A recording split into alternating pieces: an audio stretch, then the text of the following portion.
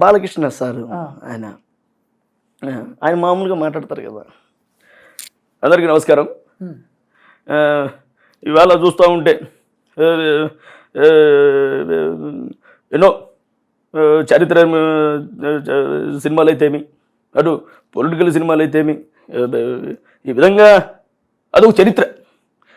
నాన్నగారు చేసినటువంటి ఎన్నో కార్యక్రమాలలో ఇది ఒక చరిత్ర. ఉపకప్పున ఒక పోలికి నుండు చూడ చూడ రుచుల జార వేరయ్య, పురుషులందు పురుషుల వేరయ్య, విశ్వదా ఎందుకు నవ్వుతావు? ఎందుకు నవ్వుతావు? యశోదా రామ వినరు వేమ, అంతేకా? ఇంకో డైలాగ్ కూడా చెప్తా. సమయం లేదు మిత్రమా, రణమా శరణమా, దొరికిన వాడిని తురుముదాం, దొరికిన వాడిని తరుముదాం, ఏదేమైనా దేశం మేసం తిప్పుదాం. ఏం వస్తావా? చూస్తావా? ఏ రఘు రెడ్డి, నేను ఇంటికి వచ్చా, నీ నట్టింటికి వచ్చా. నీ అబ్బనిజీ నేను రాయలసీమ గడ్డ మీద పుట్టుంటే నువ్వు కట్టింది మొలతాడైతే రారా రా.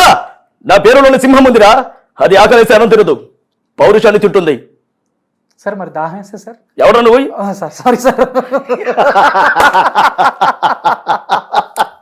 Super super. ఇండస్ట్రీలో కానీ జనాన్ని ఒక ఊపిన వ్యక్తి మెగాస్టార్. 10 ఏళ్ళు బయటికి వెళ్ళినా కూడా ఆ స్థానాన్ని ఎవరు భర్తీ చేయలేకపోయారు. అది కాదా మెగాస్టార్ అంటే.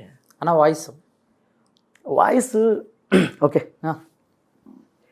ఈరోజు చూస్తుంటే నిజంగా చాలా ఆనందంగా ఉంది. ఈరోజు మీరు చూపిస్తున్నటువంటి ఆ ప్రేమ అనురాగాలు చూస్తుంటే మనసు ఉల్లాసంతో ఊగిపోతుంది. ఇదే ప్రేమ చరణ్ మీద కూడా ఉండాలి. మీరందరూ కూడా చరణ్ నన్ను అభిమానించినట్టే చరణ్ కూడా అభిమానించాలని మనస్ఫూర్తిగా కోరుకుంటూ, రావాల్సిన మనిషి వచ్చినప్పుడు ఆనందపడలే కానీ ఆశ్చర్యం ఎందుకు? ఎలొస్తా రాననుకున్నారా లేననుకున్నారా? సారీ మర్చిపోయాను. నేను నాకు గుర్తుందన్నది. ఇప్పుడు జూనియర్ ఎన్టీఆర్ సార్ ఉన్నారు. ఏమంటివి మానవ జాతి నీచమా, వైతన వరకు వెంటాడి వేధించి ముప్పతిప్పలు పెట్టి మీ ధర్మసూత్రాల సైతం మంట కలిపి తన పతి ప్రాణాలు దక్కించుకున్న నారిమణి సావిత్రిదే జాతి మానవ జాతి. నీచమన్న మా జాతి మూలమున ఏనాడో అప్రతిష్ట మూట కట్టుకున్న మీరు నేడు జాతి అని మమ్మల్ని అవహేళన చూటా? ఎంత అవివేకము, ఎంత జ్ఞానము, ఎంత కుసంస్కారము! నేటి నుంచి దేవుడు అదుకుడు, నరుడు అదముడు అన్న కించభావాన్ని కుక్కట వేల సైతంతో పగలించి వేసదా? ముక్కులేని ముక్కుడి దేవతలు, దిక్కులేని అష్టదిక్పాలకులు, మనుగునిచ్చే పంచభూతులు సైతం జయ హో నరుడా నిరసించే విధముగా ఈ సింహాసనను అధిష్ఠించదా? ఈ డైలాగ్ అంటే ఈ వాయిస్లన్నిటికీ ఒకే బిట్లో ఉంటాయి. ఇప్పుడు సాయి కుమార్ గారు ఉన్నారు, చేస్తాను.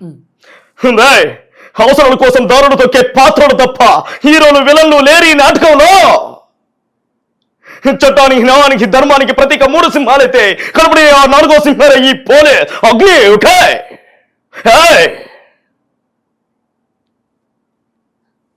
అంటే ఆ బేస్కి సంబంధించిన వాయిస్ అన్నమాట. అన్న సాయి కుమార్ గారు డైలాగ్ చెప్తుంటే ఆయన ఎక్కడ మైక్ కాదు పోలీస్ స్టోరీ అన్న. అగ్ని అగ్ని ఓకే. కొచ్చేనా కొడుకులా ఉన్నాడు వీడు, చూస్తుంటే కొచ్చేనా కొడుకులా ఉన్నావు కదరా.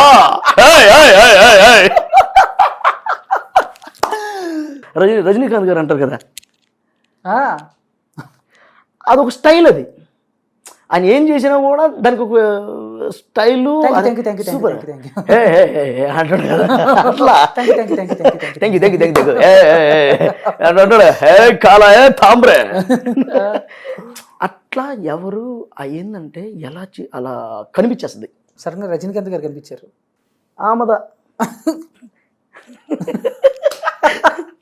నేను కాలేజ్ డేస్లో రజనీకాంత్ సార్ని ఇమిటేట్ చేసేవాడిని. గంట మా మేడంకి ఇట్లా ఎక్కుతూ హౌస్ ఇట్ పొర ఎదవాని ఓకే అన్నప్పుడు ప్రకాష్ రాజ్ గారు చేస్తా. హనుమంతుడు అడుక్కు తింటే గర్కబంతుడు గీక్కు తిన్నాడని ఏంటో నీ నచ్చ. ఒక్కరిని చంపారని ఊరంతా తగలబెట్టేసిన వాడిని నేను మొనార్కిని నన్ను ఎవడు మోసం చేయలేడు రోయ్. గ్యాట్రా రోయ్, స్వప్న సక్రాతి మొగ్గ అయితే అందులో నేను గొబ్బెమ్మడ్రా.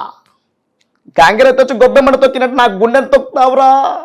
చంపేస్తాను రోయ్, నేను మొనార్కిని, నన్ను ఎవడు మోసం చేయలేడు. అన్న పోసాని కృష్ణమూర్తి గారి వాయిస్ వచ్చాను వచ్చు కానీ ఆయన ఎప్పుడు మనం సరదాకి ట్రై చేయి బాగుంటే చేద్దాం లేకపోతే రాజా నీటికి వచ్చే రాజా నీ దండ పెడతా ఒరే నీ దండ పెడతా అట్లా అలాగా మాయిల్ ఫకీర్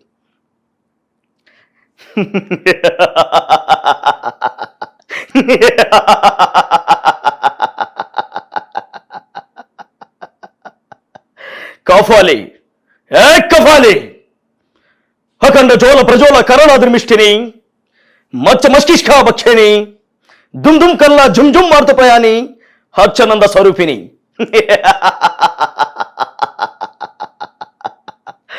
మాతా సెలవిచ్చిన ప్రకారం గంట బేరడ పక్షులు చెప్పి ఆ నెత్తుట్లో 1000 సార్లు స్నానం చేసి వస్తుంది కదూ ఈ పకిరికి చావు లేదు పకిరు అమరుడు అమరుడైపోయాడు ఏం పలకవేం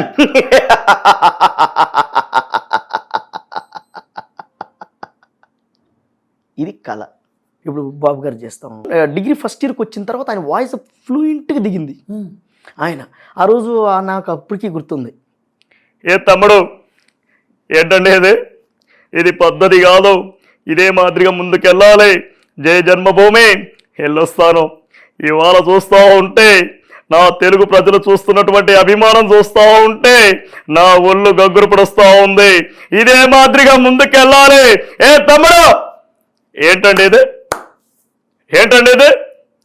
పద్ధతి కాదు తొక్కి పడేస్తాం వెళ్ళొస్తాను ఇప్పుడు లైవ్లో జగన్మోహన్ రెడ్డి గారు లాగా మీరు ఎలా మాట్లాడినా ఓకే బట్ ఆయన ఓడిపోయిన తర్వాత ఆ బాధతో ఎలా మాట్లాడతారు మాతో ఇదే మాదిరిగా హవ్వ చాచులు ఏమయ్యారో వాళ్ళ ప్రేమ అనురాగాలు ఏమయ్యాయో అక్క చెల్లెమ్మలు ఏమయ్యారో వాళ్ళకు చూపిన అభిమానం ఏమైందో తెలియట్లేదు ఖచ్చితంగా ప్రజలకేం కావాలో ఆలోచించి చేశాం మళ్ళీ ముందుకు వస్తాం జనానికి ఏం కావాలో తెలుసుకొని ఈసారి 100% పనిచేసే విధంగా ముందుకెళ్తాం ఇదే మాదిరిగా గెలిచినటువంటి టీడీపీకి కూడా హృదయపూర్వక కృతజ్ఞతలు విశేషం తెలియజేస్తూ ఉన్నాం ముందుకెళ్తూ ఉంటాం గెలుపు ఓటమిలు అనేవి సహజంగా వస్తూ ఉంటాయి ఏది కూడా మనం పట్టించుకోకూడదు చేస్తాం ప్రజలతోనే ఉంటాం ప్రజలతో మమేకంగా ఉంటూనే ముందుకెళ్తామని తెలియజేస్తూ ఉన్నాం వెళ్ళొస్తా